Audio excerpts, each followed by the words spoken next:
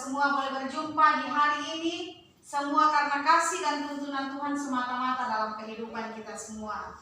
Adik-adik, hari ini kita akan belajar mengenai materi hidup berpengharapan. Tapi sebelum kita memulaikan materi saat ini, kita akan awali dengan menyanyi dan berdoa.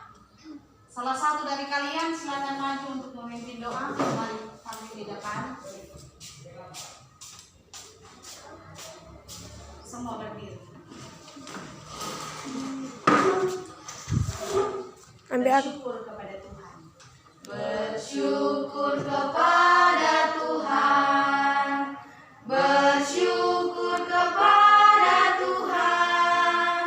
Sebab Ia baik. Bersyukur kepada Tuhan. Semua sikap berdoa. Tuhan Yesus, pemberi kami yang baik, kami sebagai dari anak-anak-Mu datang lagi sudah menyembah puji syukur-Mu karena di mana Engkau sudah menyembah kami dan kami dengan selamat. Tuhan, ini kami mau memulaikan sesuai dengan mengajar, kami untuk dapat mengajar itu bisa dilaksanakan yang begitu baik. Ya Tuhan, hanya ingin doa dan permohonan kami atas kesalahan dan dosa bagian dunia. Amin. Silakan duduk, terima kasih.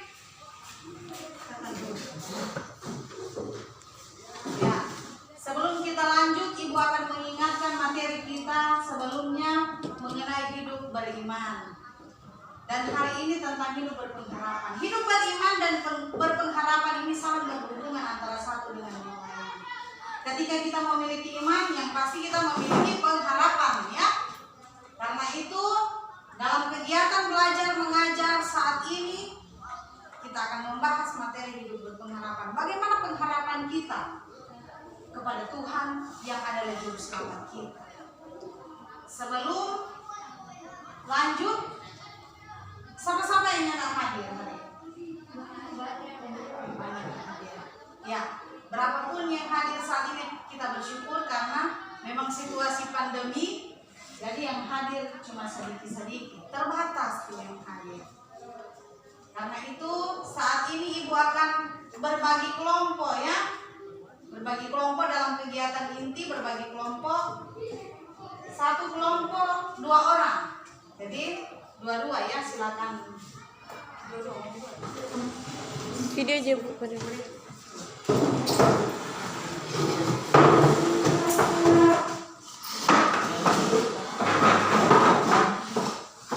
Jadi perhatikan dulu di depan sebelum membahas materi tentang hidup berpengharapan. Ada 4 indikator yang akan kita capai, ya. Yang pertama, jelaskan arti hidup berpengharapan, ya.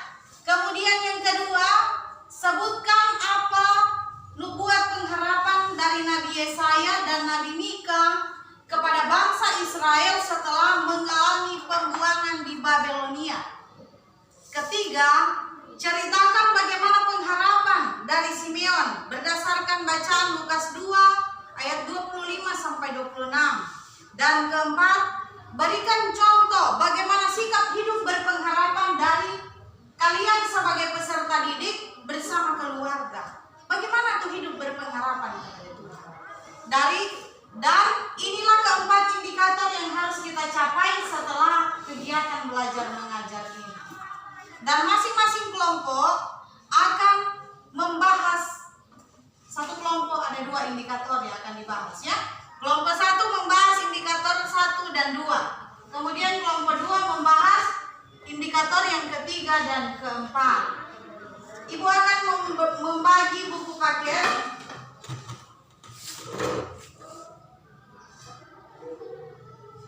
Di dalam buku paket ini, di dalam ada materi yang akan kalian bahas, ya. Silakan dibaca materi mengenai hidup berpengharapan.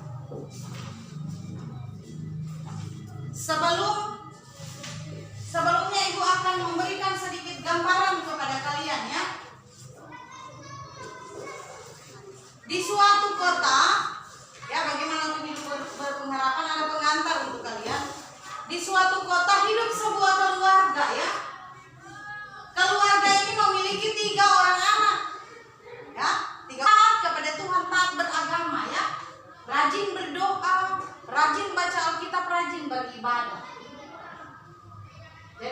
keluarga ini memiliki orang tua yang berbeda ya, berbeda dalam kehidupan keagamaan. Dari ketiga anaknya ini, salah satu anaknya yang sulung, dia hidup jauh dari Tuhan. Mungkin karena pengaruh dari orang tuanya yang hidup berbeda dalam hal agama, jadi anaknya yang sulung ini hidup dalam kehidupan berfoya-foya, mabuk-mabukan, pokoknya kehidupannya jauh dari Tuhan. Tetapi ibunya yang sangat taat beragama, dia selalu mendoakan anaknya ini. Ya, singkat cerita, ayahnya jatuh sakit, dan ketika dia mendekati ajalnya, dia meminta untuk dibaptis ya. Akhirnya bertobat. Tetapi anaknya yang sulung ini bahkan meminta izin kepada orang tuanya keluar dari kotanya untuk mengadu nasib. Dan ketika dia keluar ini, dia meninggalkan tempat tinggalnya, dia berjumpa dengan seorang pastor seorang pendeta. Jadi dia hidup dan diarahkan oleh sang pastor ini, ya, diajar bagaimana hidup taat kepada Tuhan. Dan akhirnya dia bertobat. Singkat cerita, dia akhirnya dikenal sebagai bapak gereja. Jadi ketika dia meninggalkan kampung halamannya, ibunya Monica ini tidak putus-putus berdoa. Bayangkan 25 tahun dia berdoa. 25 tahun dia mendoakan anaknya agar anaknya berubah menjadi orang yang baik. Dan doanya tidak sia-sia, harapannya kepada Tuhan tidak sia-sia. Akhirnya ini Agustinus ini, ternyata namanya Agustinus, dia disebut sebagai bapak gereja. Kalau orang mau cari tahu tuh sejarah gereja, orang mau dapat ini nama Agustinus, dia adalah bapak gereja. Ternyata hidup sebelumnya, awal kehidupannya dia hidup dalam kekelaman jauh dari Tuhan. Tetapi karena doa ibunya, doa seorang ibu yang penuh dengan pengharapan kepada Tuhan, akhirnya anaknya ini bertobat menjadi orang pengantar bagi kita. Sekarang mari sama-sama kalian membaca, menganalisa materi tersebut tentang hidup berpengharapan, kemudian masing-masing membahas ya. Kelompok 1 indikator 1, 2, dan kelompok 2 indikator 3 dan 4. Silakan. Ibu berikan waktu 20 menit, silakan. Jika waktu selesai, maka kalian akan mempresentasikan hasil dari diskusi kalian.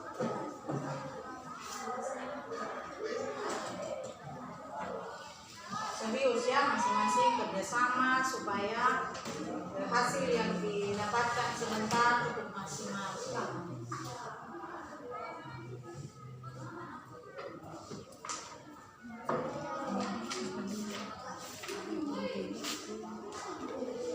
Gini.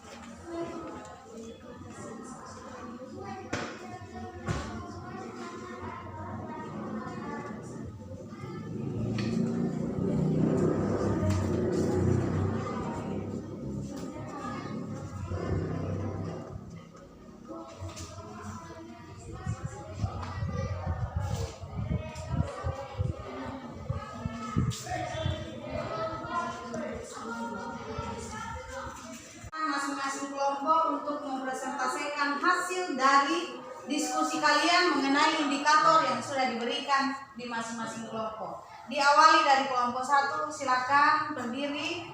Kelompok 1 untuk membacakan hasil dari diskusi kalian. Silakan berdiri. Dua-dua berdiri ya.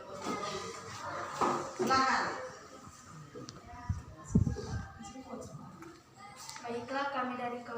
1 akan mempresentasikan hasil diskusi kami dari indikator yang sudah diberikan. Jelaskan arti hidup pengharapan. Pengharapan adalah keyakinan bahwa pada saatnya hal-hal yang baik akan terjadi, cepat atau lambat. Dan dalam pengharapan harus selalu tabah, berusaha dan tekan berdoa. Baiklah, kami dari kelompok 2 akan mempresentasikan hasil diskusi kami dari indikator yang sudah diberikan. Sebutkan apa nubuat pengharapan dari Nabi Yesaya dan Nabi Mika kepada bangsa Israel setelah mengalami pembuangan di Babilonia. Nubuat Nabi Yesaya. Yesaya menyampaikan berita keselamatan bagi umat Israel, dan walaupun bangsa Israel hidup dalam penderitaan penjajahan, namun masih ada umat yang percaya pada janji Allah dan tetap berpengharapan akan datangnya Sang Mesias yang akan membebaskan mereka dari tangan penjajah. Nubuat Nabi Mika. Mika menyampaikan bahwa akan bangkit seseorang yang memerintah Israel, yang membebaskan umat Israel dari penderitaan penjajahan bangsa yang lain, dan ada umat Israel yang masih berpengharapan pada janji Allah itu. Demikianlah hasil diskusi kami dari kelompok 1 dan 2. Terima kasih. Ya, kita berikan aplaus untuk kelompok 1. Silakan duduk. Sekarang giliran kelompok 2. Silakan berdiri. Baiklah, kami dari kelompok 2 akan mempresentasikan hasil diskusi kami sesuai dengan indikator yang sudah diberikan. Ceritakan bagaimana pengharapan dari Simeon. Dalam bacaan Lukas 2 ayat 25-26. Simeon adalah orang yang benar dan saleh yang menantikan penghiburan bagi Israel. Ia dengan setia terus beribadah kepada Tuhan, berdoa dan menyembah dan melayani Tuhan di Bait Allah. Simeon berpengharapan percaya saatnya akan tiba bagi Allah untuk memenuhi janjinya. Kepercayaan yang terus dipeliharanya sampai masa tuanya. Akhirnya suatu hari Roh Kudus menggerakkan hatinya untuk datang ke Bait Suci dan bertemu dengan Maria dan Yusuf yang membawa bayi Yesus untuk dipersembahkan kepada Allah menurut aturan hukum Taurat. Melihat bayi Yesus, Simeon langsung menggendongnya sambil memuji Allah. Berikan contoh bagaimana sikap peserta didik yang memiliki iman dan pengharapan kepada Tuhan. Tetap percaya Yesus walaupun ada masalah hidup. Tetap berpegang teguh pada janji keselamatan Allah. Terima kasih. Itulah hasil diskusi kami dari indikator yang sudah diberikan. Terima kasih. Kita berikan aplaus untuk kelompok 2. Ya. Kalau saya foto-foto cuma sudah tidak usah. Video aja Bu, boleh.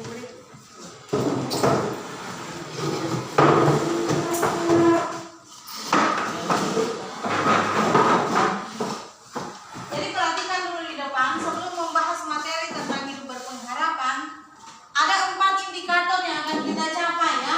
Yang pertama, jelaskan arti hidup berpengharapan ya. Kemudian yang kedua, sebutkan apa nubuat pengharapan dari Nabi Yesaya dan Nabi Mika kepada bangsa Israel setelah mengalami pembuangan di Babilonia.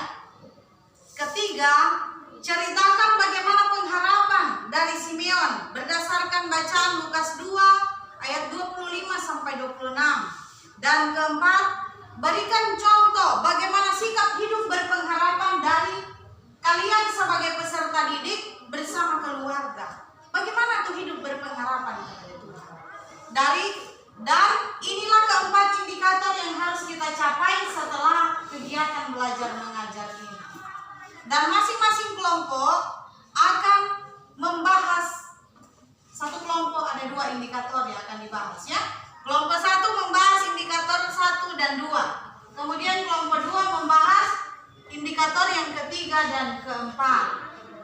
Ibu akan membagi buku paket.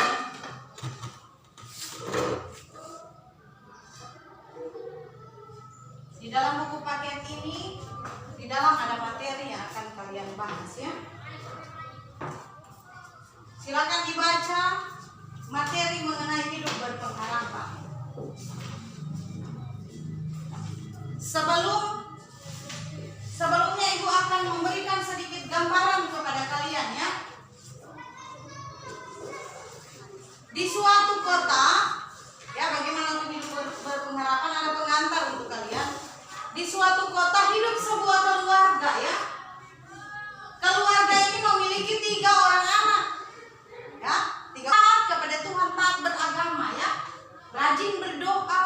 rajin baca Alkitab, rajin beribadah. Jadi keluarga ini memiliki orang tua yang berbeda ya, berbeda dalam kehidupan keagamaan. Dari ketiga anaknya ini, salah satu anaknya yang sulung, dia hidup jauh dari Tuhan.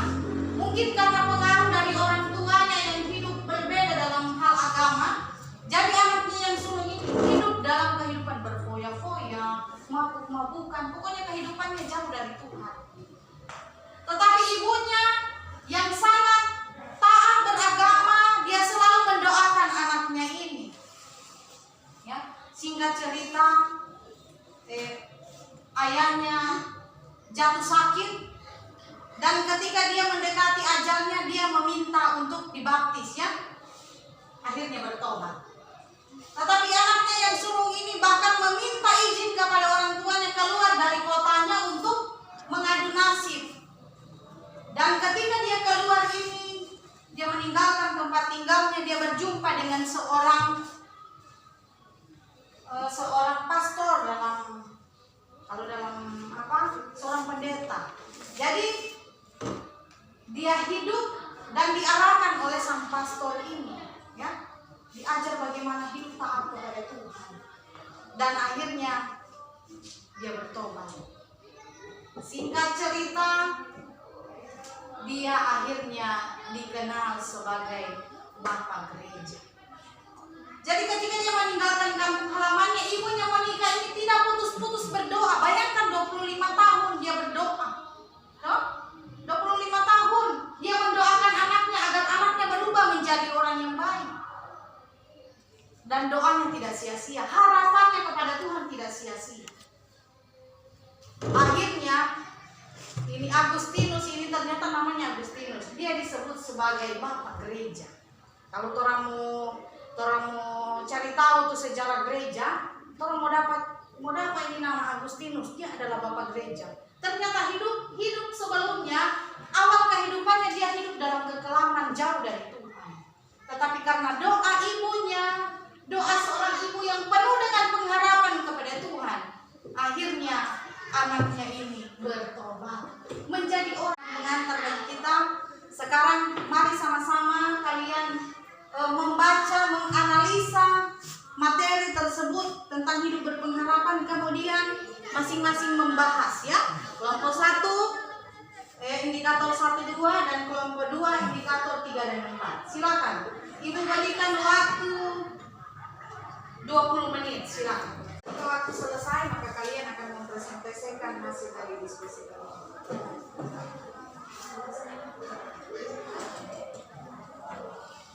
Serius ya, masing-masing kerjasama supaya hasil yang didapatkan sebentar cukup maksimal.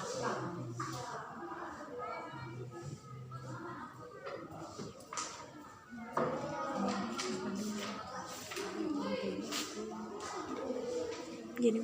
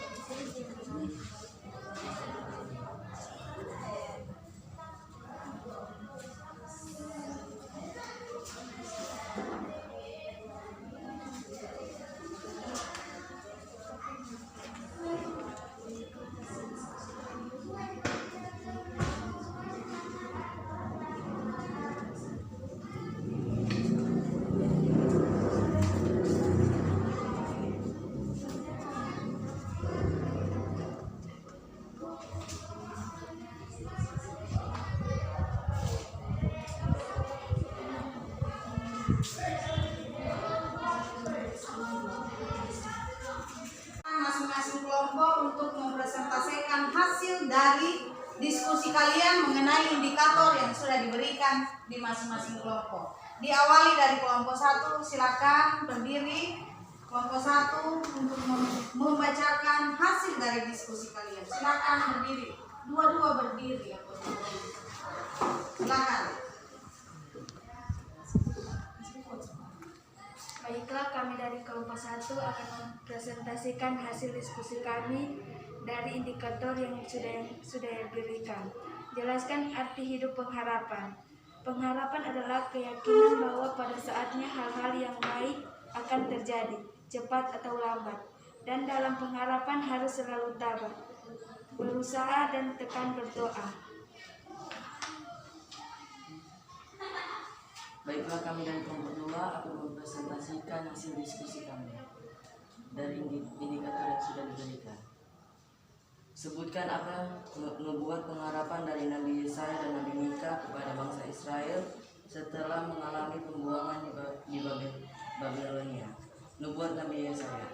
Yesaya menyampaikan berita keselamatan bagi umat Israel, dan walaupun bangsa Israel hidup dalam penderitaan penjajahan, namun masih ada umat yang percaya pada janji Allah dan tetap berpengharapan akan datangnya Sang Mesias yang akan membebaskan mereka dari tangan penjajah. Nubuat Nabi Mika. Mika menyampaikan bahwa akan bangkit seseorang yang memerintah Israel, yang membebaskan umat Israel dari penderitaan penjajahan bangsa yang lain, dan ada umat Israel yang masih berpengharapan pada janji Allah itu. Demikianlah hasil diskusi kami dari kelompok 1 dan 2. Terima kasih. Ya, kita berikan aplaus untuk kelompok 1. Silakan duduk. Sekarang giliran kelompok 2. Silakan berdiri. Baiklah, kami dari kelompok 2 akan mempresentasikan hasil diskusi kami sesuai dengan indikator yang sudah diberikan. Ceritakan bagaimana pengharapan dari Simeon dalam bacaan Lukas 2 ayat 25-26. Simeon adalah orang yang benar dan saleh yang menantikan penghiburan bagi Israel. Ia dengan setia terus beribadah kepada Tuhan, berdoa dan menyembah dan melayani Tuhan di Bait Allah. Simeon berpengharapan percaya saatnya akan tiba bagi Allah untuk memenuhi janjinya. Kepercayaan yang terus dipeliharanya sampai masa tuanya. Akhirnya suatu hari Roh Kudus menggerakkan hatinya untuk datang ke Bait Suci dan bertemu dengan Maria dan Yusuf yang membawa bayi Yesus untuk dipersembahkan kepada Allah menurut aturan hukum Taurat. Melihat bayi Yesus, Simeon langsung menggendongnya sambil memuji Allah. Berikan contoh bagaimana sikap peserta didik yang memiliki iman dan pengharapan kepada Tuhan. Tetap percaya Yesus walaupun ada masalah hidup. Tetap berpegang teguh pada janji keselamatan Allah. Terima kasih. Itulah hasil diskusi kami dari indikator yang sudah diberikan. Terima kasih. Kita berikan aplaus untuk kelompok 2. Ya. Bangsa foto-foto cuma sudah. Bagaimana sikap peserta didik yang memiliki iman dan pengharapan kepada Tuhan. Tetap percaya Yesus walaupun ada masalah hidup. Tetap berpegang teguh pada janji keselamatan Allah. Terima kasih. Itulah hasil diskusi kami dari indikator yang sudah diberikan. Terima kasih. Kita berikan aplaus untuk kelompok 2. Ya. Bangsa foto-foto cuma sudah. Bagaimana sikap peserta didik yang memiliki iman dan pengharapan kepada Tuhan. Tetap percaya Yesus walaupun ada masalah hidup. Tetap berpegang teguh pada janji keselamatan Allah. Terima kasih. Itulah hasil diskusi kami dari indikator yang sudah diberikan. Terima kasih. Kita berikan aplaus untuk kelompok 2. Ya. Bangsa foto-foto cuma sudah.